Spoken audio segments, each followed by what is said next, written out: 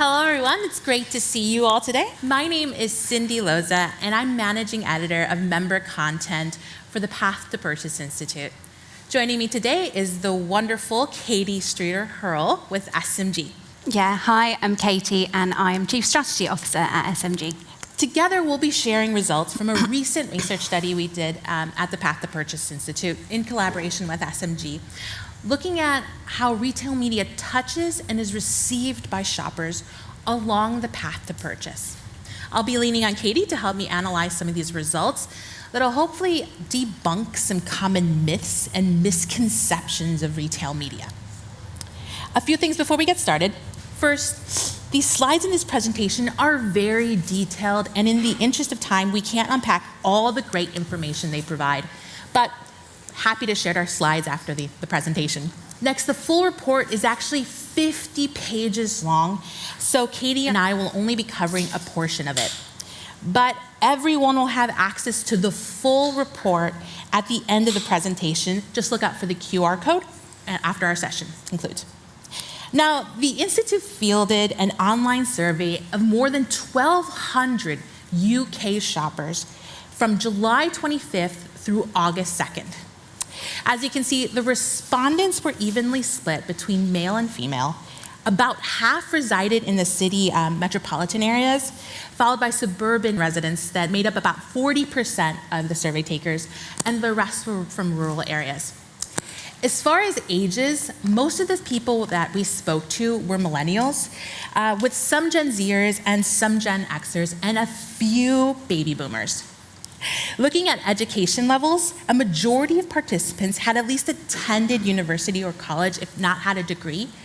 Considering their employment status, 37% identified as employed full-time, 12% work part-time, 21% were unemployed, and the rest of participants ranged from students to retired individuals. Now, financial situations varied.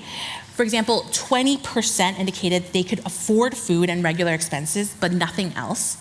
And almost the same amount of participants said they could comfortably afford food, clothes, and furniture and have savings. Overall, 82% of participants that we spoke to could at least afford food. Now, Katie, before we get started, I just want to thank you and the entire SMG team. Shout out to Laura Hamilton, wherever you are, for helping me comb through all this research. So can you tell us a little bit about what we set out to do with this research and what was our goal from the start? Yeah, of course. So what we were trying to do with this piece of research was to give a voice to the most important retail media stakeholder that's not in the room today, and that's the consumer, because as an industry, we can be a little bit guilty of neglecting their perspective, and we think it's an important one for us to consider. We were really conscious to avoid going into this research with an agenda or preconceived notions about how people might respond. And so when we reviewed this very comprehensive piece of research, 5 key findings emerged that we wanted to share with everyone this morning, some of which probably support things that we all know about retail media today, and others which may start to challenge the things that we know about it. And so what we'll try to do as we go through the content is share with you what we think it might mean for how brands and retailers approach this category of advertising in the future. Now, we're going to highlight a couple findings and themes that we gleaned from the research that we came away with after reviewing the results. We're going to kick things off with really the power that retail media has for building brand and product awareness. Now, as Katie mentioned, one of the things that I think we can all agree on is that shoppers are at the heart of what we do. And their impressions of retail media, whether they know it's retail media or not, are very important. That said, one of the things that we did with the survey is we shared examples and exposed survey takers to a variety of advertising tactics along the path to purchase. We asked survey takers to consider only the type of ad in the example shared and not necessarily the products advertised or images or messages used.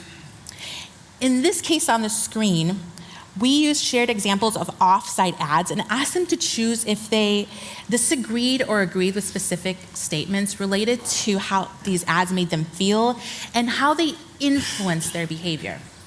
So the statements, they ranged from ads like this make me feel persuaded to ads like these make me aware of brands and products I wasn't previously aware of.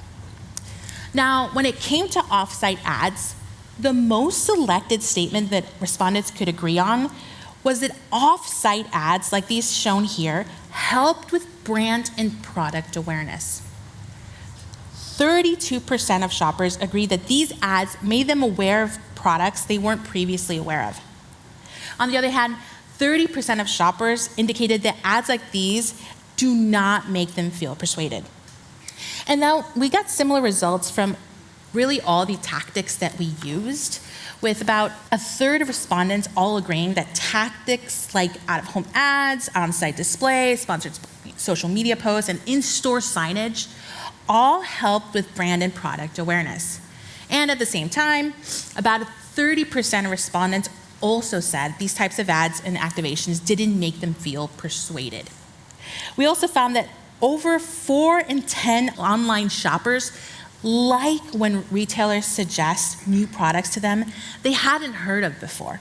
When shopping on a retailer's website, 38% of participants also indicated they enjoyed when retailers show they know them by advertising products they have previously purchased or considered purchasing. Digging a bit deeper, we asked shoppers what it was about a brand's ad in the marketing examples we shared that captured their attention or made them want to learn more about the product being advertised. Offers of discount and promotion were selected by a majority of respondents, no question, but it was followed by a third of survey takers noting that the ad introduced them to new or unique product, and a quarter saying that the ad reminded them of a product they have recently viewed. Katie, I know you had some thoughts here. Can you share a little bit about that? Yeah, of course. So in our conversations with brands and retailers, retail media is often thought of first and foremost as a conversion driving channel, where more traditional types of media like TV and out of home are often seen as things that can impact awareness and consideration. But I think we can see that the data that's been gathered here can start to very gently challenge that notion. It was really interesting for us to see that in-store and .com channels perform very similar to more traditional ATL channels to make people aware of products or brands that they previously weren't aware of. And I think that starts to make an interesting argument for retail media playing a role as a point of discovery and a launch pad for new products and brands as well. Additionally, in-store and e-commerce media also performed really strongly for more consideration metrics, like making respondents feel interested and engaged, influencing their opinion about a product or a brand, or helping them to learn something new about a brand or a product. And so whilst, of course, we can't overlook and shouldn't overlook the role of retail media in driving conversion, one of the biggest reasons that retail media can be a really effective channel is thanks to its massive reach. So when used in the right way, retail media can often deliver this reach in a more efficient and effective way than traditional mass marketing channels, thanks in part to the more sophisticated targeting capabilities that are now emerging thanks to the proliferation of retailer first-party data. And of course, while CPMs can sometimes be a little bit higher as a result of that targeting, what we're getting is a higher quality of impression, which means that we're able to reach the most relevant customers who ultimately are the most likely to be able to buy in the future. So what does this mean for brands and retailers who are looking to activate retail media to achieve mid and upper funnel objectives? Well, the first thing is we need to be absolutely clear on the objective and the role of each touch point within the total marketing mix. It's very rare that a single channel will be able to drive awareness, consideration, and conversion brilliantly. And so the objective that we're setting will impact not just the channels that we're using, but who we deliver them to and how we choose to bring those channels to life. Secondly, we need to stay absolutely true to this when we're evaluating the impact of those channels. If the primary objective that you're looking to achieve is driving awareness, don't measure performance using short-term sales uplift. That doesn't make sense. We need to be looking at metrics like OTS, reach, ad recall.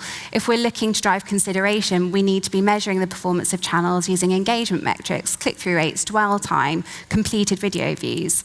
And as retailers, we need everyone to be absolutely consistent with what you're sharing, so people can compare channel versus channel, campaign versus campaign, and build up a really great picture of how their activity is performing overall. And then finally, consider how your business can begin to break down the silos that often exist between brand and shopper teams. As retailers, you need to now be having conversations with brand teams because the capabilities that now exist can add real sophistication to brand activation. But equally as well, if we put the consumer back in the room for a moment, it's them that matters the most. So they don't care if the channel that you are running has been planned or bought or funded by a trade or a shopper pot. That point is completely irrelevant. What is the most important thing is that they're seeing information that is useful and helping them make a decision to buy. Great, thanks, Katie. The next insight from the report is that respondents shared they more or less often browse and explore at the point of purchase. When we asked respondents to consider their shopping habits on a retailer's website or mobile app, nearly 40% of respondents shared they know exactly what they're looking for and navigate there right away, while a majority indicated they sometimes know exactly what they're looking for, but other times are on the retailer's website to browse. Only 8% of survey takers indicated often browsing to see if they might come across anything interesting on a retailer site. 81% of online shoppers also told us they often notice brands advertising on a retailer site or app, while only 19% saying they rarely or never do. We also asked respondents why they typically visit retailers' websites or mobile apps. And no surprise here, but looking for promotions, deals, and coupons, followed by comparing prices with other retailers, were the top choices. But we also found that browsing product and finding inspiration and repurchasing items they buy regularly were among the top reasons. Katie, I want to pause here and get your thoughts. Sure. So in our kind of previous point, we talked about the fact that retail media can play a role in achieving upper funnel objectives like awareness and consideration. So it follows suit that the creative and messaging that we need to use needs to better align to those objectives. And in fact, we've probably all heard the kind of Nielsen stat that 50% of ROI is driven by creative, not just media activation. So we need to find a way of putting just as much time and effort into the development of the creative and messaging that we're using as it is into building our media plans. And this is even more pertinent, given the stat that you shared earlier about respondents not always feeling persuaded by the creative that you're using. We need to do better. So traditionally, we thought of retail media messaging as always needing to be functional and rational and focused on product and price information. But what this data has shown is that whilst unsurprisingly, finding a great deal is coming out top for consumers, actually there's still an opportunity absolutely for us to capitalize on their browsing mindset by providing education and inspiration as well. And that's true even when the media is live on a retailer's site or in their store. We're able to influence choice of product and even brand quite late in the consumer journey, which is a huge benefit of this type of advertising. And Amazon is a really clear example of that. We often go onto Amazon's platform to browse, to discover new products and brands that we didn't know we were looking for. And of course, then we go on to buy and we compare prices and so on. But it still plays a role in helping us discover and find new things. And so given we're hearing from this study that consumers are often browsing and exploring at the point of purchase, we need to put creativity back into the retail media conversation. In my experience, a lot of lower funnel creative is a bit of an afterthought, and I think that's a massive miss.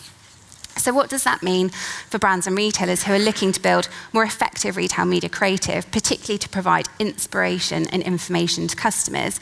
Well, firstly, we need to consider the nuances of the brands and the categories that we're advertising. This isn't true for every category ever. So low risk, low engagement categories like laundry care, like impulse, require much less education and inspiration. Our job to be done is to communicate a great, simple value equation that works in what's a relatively low attention environment. But for other categories like premium skincare, like fragrance, consumer electronics, where people do huge amounts more research, we need to take a very, very different approach. And secondly, we need to make sure that our creative isn't just matching luggage. Whilst, of course, what we want to do is to drive consistency and we want to make sure that we've got great ad recall, actually we need to understand exactly how customers are shopping, what their barriers are likely to be along that path of purchase, and of course, tailor our message accordingly. And so for retailers in particular who are looking to develop and grow retail media networks, I think it's really important not to underestimate the role of creative and visual development in your templating Of course, if you're doing things like fixture media, you probably can be very functional. You can have a product, a price, a call to action. But if you're looking at how best to leverage your social channels, your CRM capabilities, actually we need to be providing customers with relevant information to educate and inspire them. And that's where your advertisers can play a really important role for you in actually doing something that's beneficial to the consumer. Thanks, Katie. So the next insight we glean from the research is how retail media increases future purchase intent. I'll kick things off with great news for in-store marketers. When we asked shoppers to think about the ads retailers use inside of the stores, 83% said they enjoyed seeing or hearing product advertising while shopping, and almost half were open to considering a more immediate purchase of the item advertised. Only 15% said they don't pay much attention to in-store ads, and only 2% found in-store ads intrusive or taking away from the shopping experience. Looking more closely on responses by channel and retailer, among health and beauty retailers, more Superdrug in-store shoppers may consider purchasing the product during future shopping trips. Katie, what are your thoughts here and retail media's position beyond short-term sales, really? Yeah, I think when we reviewed the data, the thing that stood out to us here was the fact that 1 in 3 shoppers were stating that seeing in-store ads for products would make them consider buying during future shopping trips. So even when we're looking at conversion and purchase as key metrics, actually retail media may in fact have a longer term impact. Now, of course, this is a consumer survey, so it's just kind of reported intentions that we're looking at. But I think it does raise some interesting questions for us as marketers, because as an industry, I don't think we've yet found effective, low-cost ways of accounting for some of these future effects on how people might buy. And so that probably means that we're underestimating and underreporting the total effects of retail media. We've obviously in the agenda later today got more discussion on measurement, but I think it's a key prompt for us to consider how we can build appropriate and consistent methodologies that actually account for retail media's longer-term and true total impact. So what does this mean for anyone who's looking to use retail media to achieve that? Well, firstly, new retail media capabilities mean the ability to target in an incredibly granular and much more sophisticated way than ever before. And though, of course, much evidence suggests that mass marketing is the best way to build brands, none of us can afford to target everyone, and none of us have unlimited budgets, so we need to make choices. And you can increase your chances now of building a longer-term impact for your brand by testing and learning from different segments, experimenting with some of the first-party retailer data that's becoming available in order to understand how you can have a proper impact on your mid to long term, and then use that to inform your targeting strategies longer term. And then secondly, it's also really important to explore and experiment with your media fighting and your frequency, particularly when you're leveraging off-site digital display and social channels. Our performance data is starting to show that you have to deliver a really high frequency within your campaign to have a great impact. And we've been quite surprised by the level of frequency that we need to deliver. And actually, I think our interpretation of that is that often we're needing to provide people with gentle nudges that encourage them to buy, particularly again in some of these higher consideration categories. So often the media that we're activating will have an effect on future shopping behavior, not just in that trip or that moment when someone is on social. And so again, we need to think about how we can impact that. Great, thanks, Katie. So moving along, the next finding was how often shoppers told us they noticed ads for brands and products across platforms. When we asked survey takers how often they seeked out brands in store after seeing their ads online, 26% said always or most times, and nearly half said they did so sometimes while shopping in store. 70% of respondents also told us that they at least sometimes notice a brand's advertising while shopping in physical stores after previously seeing or clicking on an ad for that brand online.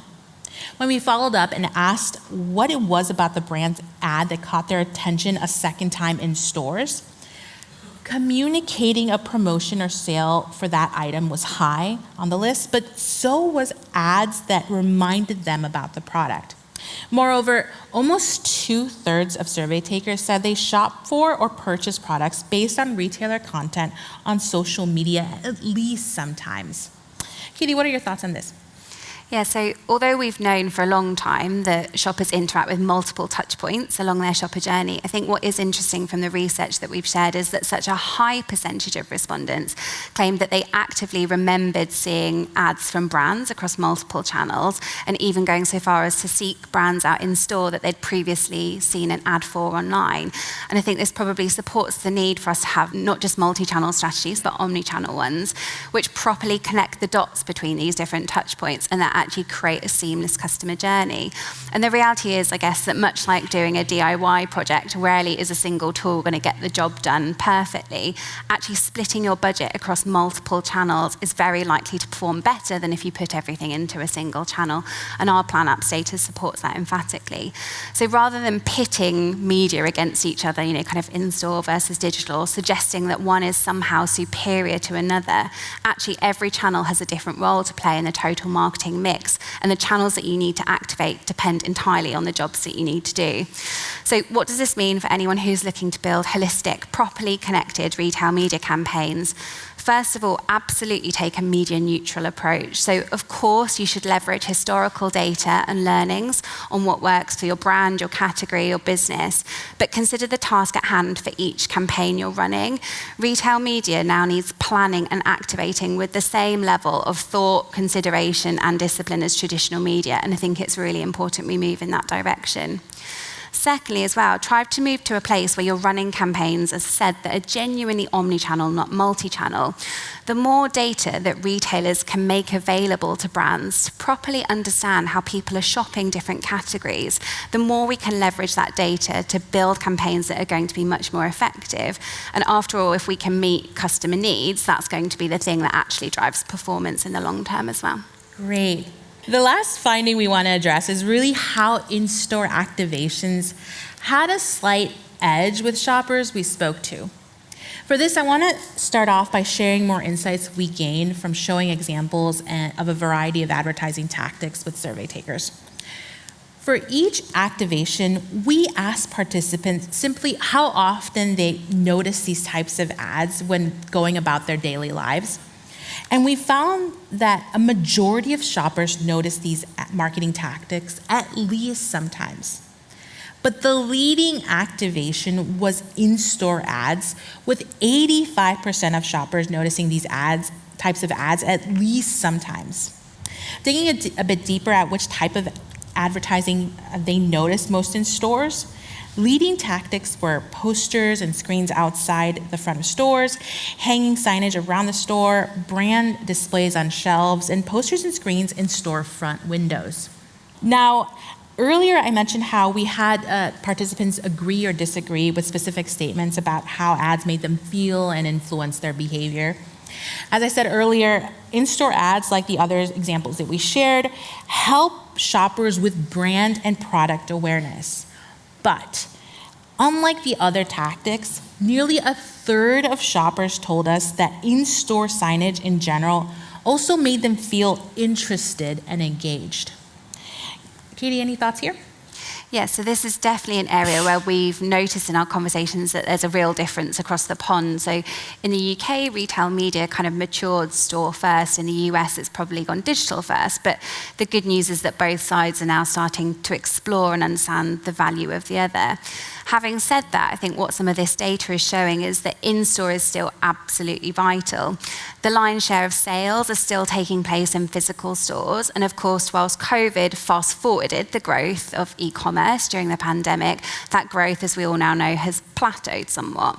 So the fact that this data shows that in-store media is the most noticed by respondents further cements the size of the opportunity here and goes back full circle to our original point about retail media being a great awareness driver. But why do we think that that noticeability is noteworthy in any way? It's quite often easy to dismiss in-store media as being less impactful because sometimes it's kind of pieces of cardboard, it's taking place in a very cluttered environment, and sometimes it can be very templated in its activation. But what we've seen is that not only is in-store media getting noticed for by consumers, our performances data is showing actually it's the most effective place to drive sales as well. So it's crucial crucial that brands are showing up here and don't fall at the final moment of truth. We need to be making sure that we're converting all the awareness and consideration that we've driven at earlier stages in our activations into sales in a physical environment. And if we get this bit right, we'll be making sure that we are making the rest of our media spend more efficient and more effective as a result. So if anyone is looking to leverage the power of in-store retail media, what are some of the things you can do? Firstly, we need to be making sure that your marketing investment is matching the size of the opportunity. As we've heard in kind of previous sections, online touchpoints can be used to drive sales in-store and vice versa. So we need to be considering what percentage of our budget we want to allocate towards physical and digital channels that will later go on to drive sales in stores. So we need to take into account not only where the majority of our sales are today, but where our headroom for growth will exist in the future. Secondly, I think we've all been quite excited by the emergence of new digital in-store media capabilities. And so whilst those channels can be more costly, they definitely have a ton of benefits. They have great compliance, you can target them in a much more sophisticated way, and you can bid for them on a day part basis, so they can be more efficient to run as well. But it's also really important not to forget, considering some of the business as usual traditional retail media channels that maybe are not the things that we talk about anymore, like point of sale.